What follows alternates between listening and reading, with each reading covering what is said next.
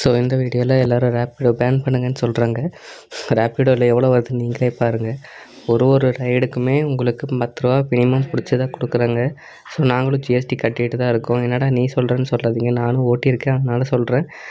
And நீங்கள் வந்து monthly கணக்கு போட்டாலுமே பார்த்தீங்கன்னா உங்களுக்கு 8லேருந்து 10க்குள்ளே தான் வரும். இப்போ அதையும் நான் உங்களுக்கு காட்டுறேன். மந்த்லி வீக்லி ரெண்டுமே பாருங்கள், அப்போ உங்களுக்கு ஒரு ஐடியா கிடைக்கும்.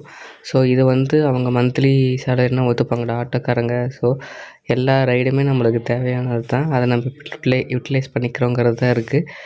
என்ன உங்களுக்கு ஏதாவது பிரச்சனை இருந்துச்சுன்னா கண்டிப்பாக அதுக்கு ஒரு எல்லோ போர்டோ இல்லை பின்னாடி உட்கார்றவங்களுக்கு ரைடர் இன்சூரன்ஸோ அந்த மாதிரி கொடுக்கறத விட்டுட்டு ஸோ அதை பேன் பண்ணுறது சரியில்லை. அதே மாதிரி இது ஸ்டில் இன்னும் பேன் ஆகலை, நீங்கள் யூஸ் பண்ணலாம். பட் முன்னே இருந்த அவைலபிலிட்டி இப்போ இருக்காது. அதை சொல்கிறதுக்கு இந்த வீடியோ எடுத்தேன். ஸோ நானும் ஓட்டியிருக்கேன், அதனால் இதை பற்றி எக்ஸ்பிளைன் பண்ணுறேன். நீங்கள் யாராவது ஓட்டுறீங்கன்னா கண்டிப்பாக கமெண்ட் பண்ணுங்கள். தேங்க்யூ.